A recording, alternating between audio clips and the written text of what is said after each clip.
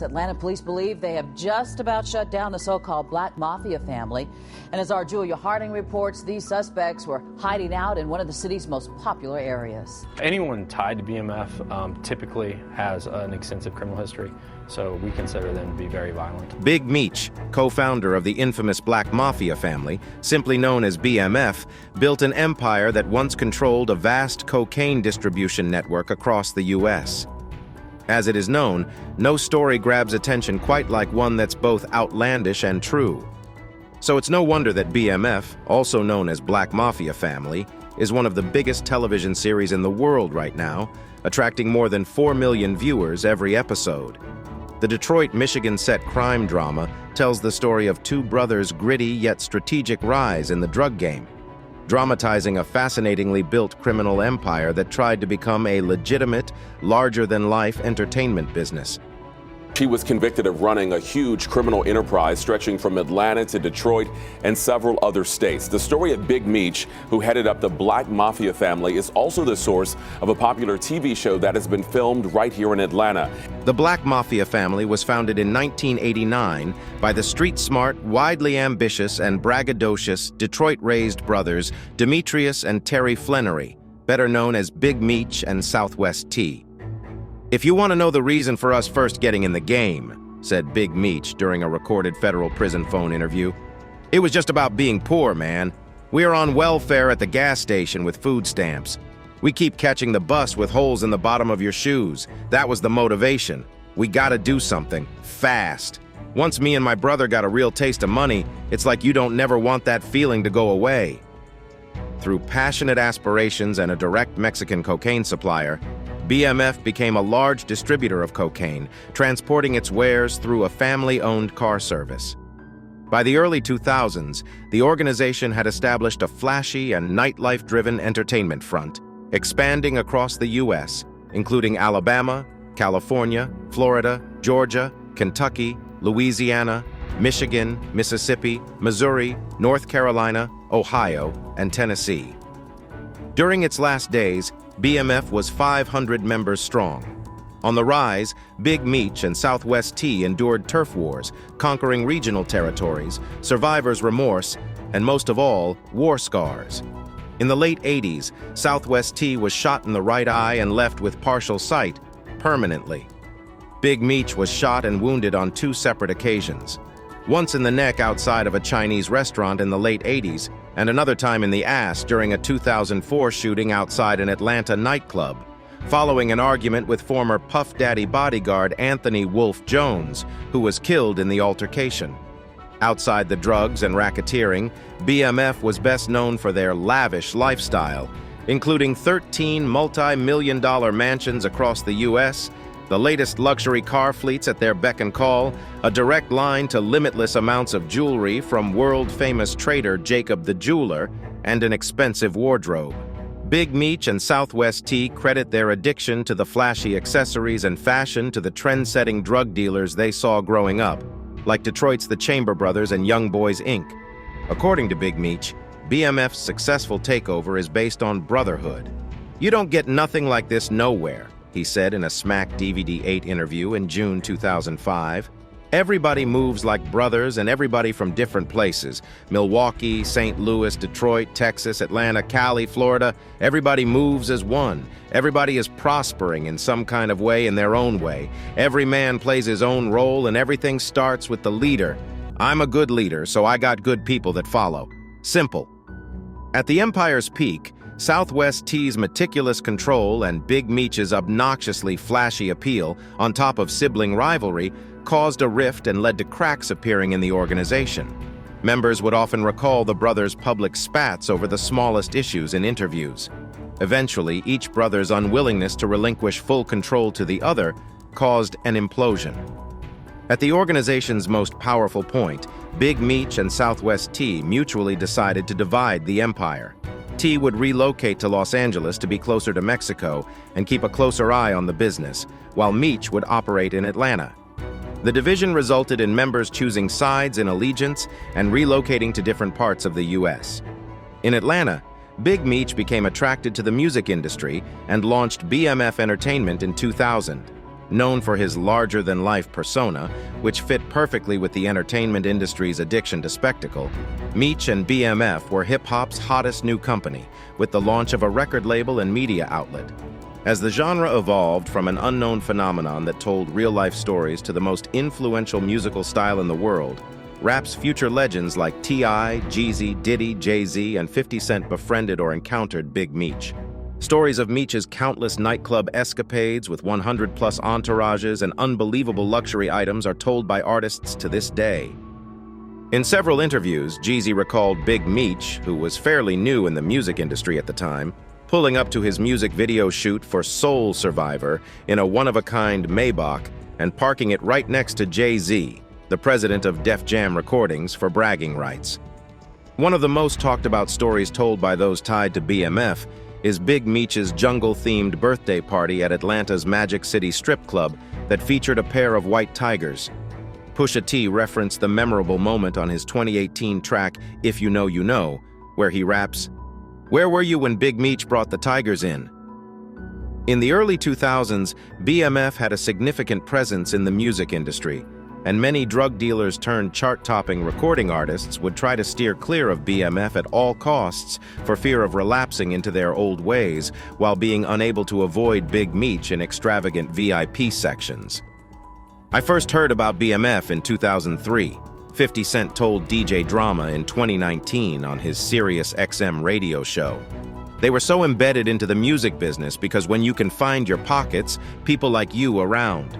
When you are at the nightclub and Puffy can't buy champagne because you bought all of it, they start to have to speak to you. I stayed away from it because I know who I am, and I know how easy it is for me to... I might have bought something. I might have got too involved or too into it. Or it would be easy enough for people to make me involved without me being involved. I was doing too well. They would reach out to me and I would avoid it because it just wasn't good for where I was at. Meech and T's distance allowed the business to expand. However, the rift between them contributed to their downfall, as T would speak of his displeasure with Meech's excessive lifestyle to family and friends who were caught on wiretaps. Meanwhile, Big Meech continued to draw attention from law enforcement with his over-the-top parties that saw him spending millions in a single night surrounded by a huge entourage that featured undercover law enforcement surveillance. Of course, nothing lasts forever in the drug game. Following a 15-year investigation by combined local and federal task forces, including the IRS, that resulted in a report of more than 900 pages of wiretaps, informants, seized financial records, and surveillance, Big Meech and Southwest T were arrested on drugs and racketeering charges in 2005. Orchestrated raids took down the brothers, Southwest T in St. Louis, Missouri, and Big Meech in Frisco, Texas, along with 150 BMF affiliates.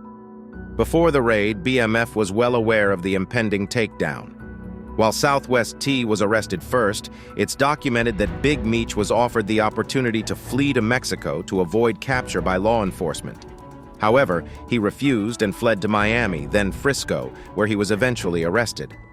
Among the BMF members apprehended were the Flenery brothers' father, sister, and girlfriends, whose names were on the titles of various homes and shell businesses throughout the U.S. and used as leverage by the DEA in exchange for the brothers' cooperation. With the agreement that their family would be spared any charges, the brothers agreed to take accountability for the criminal enterprise. At the time of the RICO indictment, the empire was reportedly worth $270 million. Both Big Meech and Southwest T pleaded guilty to being the ringleaders in 2007 and were sentenced to 30 years of federal imprisonment in September 2008. Southwest T was released from a Kentucky prison in 2020 after serving 22 years and receiving a reduced sentence due to the coronavirus outbreak. Big Meech was denied compassionate relief for ill health that same year but was recently released. All the millions the brothers had went up in smoke, and the two are now basically church mice broke. During their sentence, the presiding judge explained to the court just how dangerous the two brothers were to the rest of the community.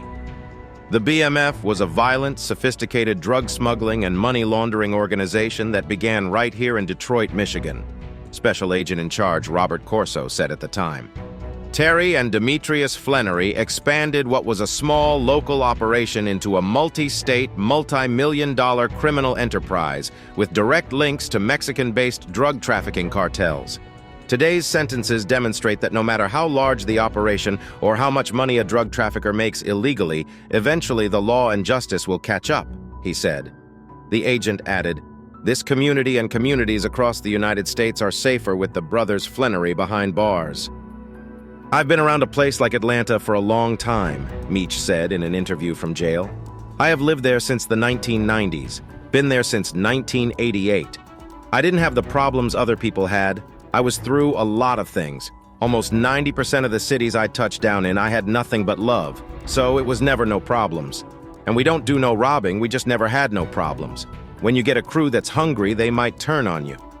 At the height of their power, they were purchasing over 50 kilos a fortnight, so yeah, they were that dangerous. While incarcerated, Black Mafia family lore transitioned into pop culture due to the culture's biggest stars keeping their infamy alive through music, fashion, and interviews. After its demise, the popularity of BMF has lived on through public interest. The BMF logo was idolized in pop culture through tattoos, custom jewelry, clothing, and much more. Alongside the rise of mammoth social media outlets like YouTube, Twitter, and Instagram, BMF's legendary tales spread across the world via fan-made documentaries, interviews with known affiliates, and the resurfacing of old video footage that made enthusiasts addicted to the history of Big Meech and Southwest Tea. In April 2020, based on the popularity of the criminal enterprise, Stars, 50 Cent, and his G-Unit films, who were coming off the success of the Power universe, fixed their sights on producing a television adaptation based on the Black Mafia family's origin. Enlisting Detroit screenwriter Randy Huggins, the show marked the introduction to Big Meech's son, Demetrius Lil Meech Flannery Jr., who made his acting debut playing his father. Lil Meech has often said in interviews that the BMF series has brought him closer to his father. While he and many viewers already know the fate of BMF, the series is designed to be a loose adaptation and leave room for change. But Lil Meech has voiced he wouldn't change anything about how the story will end. "I believe everything happens for a reason," he explained on the BMF Season 2 red carpet. In support of the series' success, 50 Cent and Stars released an 8-hour docuseries on the rise and fall of BMF on October 23, 2022, titled The BMF Documentary, Blowing Money Fast. And now BMF's television series is expanding to a cinematic universe known as BMF Immortal, with the announcement of 3 upcoming spin-off shows, alongside a highly anticipated 3rd season of the flagship series being greenlit. So now that both are out of prison and broke, will they strive to maintain sanity, or will they slide back to street crime? Only time will tell. And that's it from us today. Until next time, thank you for watching. Now the question everyone's been asking about. 50 Cent versus Big Meech. Man, Woo. You know that 50 crazy, man. 50's crazy. I'm assuming that you were doing it for free. Yeah. And I'm assuming everyone else was doing it for free also. I'm pretty. I don't, but I'm pretty. I mean, Yeah. you charge a nigga home from jail, I go out and spend $50,000, $100,000 every night, 2-3 nights in a row, 3-4 nights in a row. I'm sitting there analyzing it like, damn, this nigga wanted some bread, or maybe he spent all the bread because he made a couple of million with 5. BMF boss, the legend Big Meech, has a GoFundMe page. What? It was said that this GoFundMe page was set up to assist him in paying his bills since his Welcome Home concert got canceled. But when we go to your crib, and me and Murder sitting in the backyard, and you like, yo, little baby ain't give me no money. He came in the Ferrari truck, he had the Ferrari truck, he had 4 pockets full. I'm looking at this like, yo, this nigga tripping. Like, little baby he's not obligated to give you nothing. I looked at it like, from that point, maybe 50 should have brung a bag for Meech and maybe a watch or something. Cause obviously that's what Ross did or whatever, you know what I'm saying? But that's what I had in mind. Cause he said it to me and Murder, and I'm sitting there analyzing it like, damn, this nigga wanted some bread, or maybe he spent all the bread cause he made a couple of million with 5. My whole thing is, maybe the relationship would be good as if you saved some money for your pops when he came home, but I understand how it is to be a young black man with money and you don't make the right decisions. Elliot did my new BMF piece. My old BMF pieces I don't have no more. Elliot charged me $200,000 just for this Cuban. This Cuban is like 1,100 grams. It's chunky, real big. I really can't have this on for longer than 3-4 hours. My neck started hurting. The lock said Eliante on it. You know, say his name, his signature. They got the 3 big boogers on each side. So ain't no regular Cuban, you know. You might find a regular Cuban for 50 or for 100 maybe, but you know, it's 200 just for a kilo. What's the pendant cost then? 3 just for a pendant. This some shit like, you gotta give my daddy, like when he come home, like, I keep this forever, like, you know. You can't even go no bigger than this, you know. You don't see no silver or gold, you see straight the water. Crazy. We went to Meech's house, we sat down with him, Lil Meech, and you know, I thought, you know, big things in the future was coming, you know, cause he was talking about stories about motherfuckers jumping in cars with bricks, and he just was telling the war stories that was amazing, where I was mesmerized, and you know, him and 50 was kicking it and everything was good, you know. And then you fast forward to the Ross thing, you know, and that's when everything kind of went left, you know. And you know, BMF was the last niggas to do it in the game. You know, my album came out in 2005. Them niggas was lit, you know. But I think something with 50 is like, 50 is the type of, I think certain just don't want him to be in the driver's seat all the time. That's how it seemed, because it just seemed like a bad deal. You know, you was with 50, he's talking about stuff in the future, he made your family money, you know. You would think you would be a little bit appreciative, but motherfuckers don't have to be loyal to 50 in business. That's how I guess that's how Meech felt, because he's his own boss. Said what he did. You sided with Ross, some bozo. You got 19 years of being incarcerated. That 50 could have took that and converted that to about 5 seasons, and then turned around and then did the overall movie. He had a good 30 to 50 million he could have made. Now you standing next to a mother who couldn't even keep a concert going. Rick Ross is on the concert. Second on the lineup. In about 10 days, Ross is gonna throw him away. Now, I'm gonna be real with you, Screech. I mean, Meech. If Rick Ross, seeing what he did to you, because he knew what he was doing standing on the side of him, right? He know Meech ain't thinking straight. If he don't throw you 3 wing stops, you ought to knock that down. What 50 gonna do? He finna burn that down. He gonna release that last season, and then he's gonna release the Tammy and discredit everything that people thought that man. Meech getting out of jail and choosing to work with his son's boss's rival is prime example of how an unhealed parent can literally ruin your life. They will mess up relationships with your friends, with your significant other. You might even lose your job.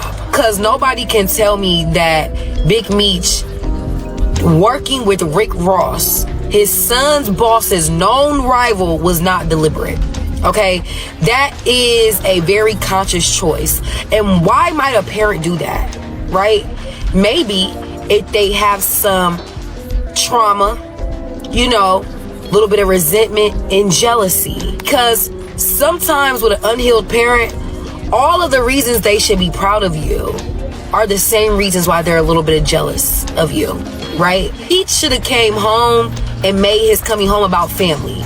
You know, passing the ranks to his son on TV, making millions, looking good, he acting, got a career. You shouldn't even be all on the phones, on Instagram, trying to do a car show with Rick Ross. It'll never be 2008 again. You know what I'm saying? But you ain't healed that. So now you trying to relive your 20s. So you're not seeing your son's accomplishments as this is my son's accomplishments. You're seeing it as like almost like competition. Like, oh, you trying to one-up me? Now the real Big Meech is home. So now let me show you how to get some money. Let me show you how to do it. I'm gonna go work with your boss's rival. You think Big Meech thought about how him working with Rick Ross would affect his son? Cause no, all I'm thinking about is some clout. Some temporary clout. Because let's be clear, that relationship with Rick Ross and Big Meech is not real. It's not genuine. If somebody is with you just to spite somebody else, that is not a genuine bond. To be young and have money is crazy, because we was young and had money before, so I understand.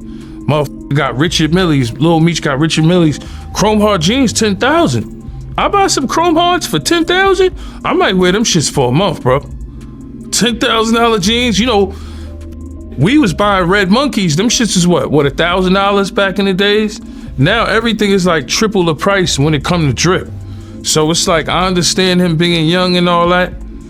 You gotta think, when you look at Lil Meech, no disrespect to him, but you hanging in Atlanta with Thugger and Gunna and them niggas at that point, them niggas got super bread. So even if you make 4 million, 3 million, you made a couple of million, whatever you made, I don't know the numbers exactly. The money that they making that in a couple of months. Or for touring and streaming and all that, you acting. So I think him being in Atlanta, I think that shit, I don't know, that Atlanta shit, you know, shout out to Magic City and the ladies, man, and all them clubs out there. That shit is a good way to spend money.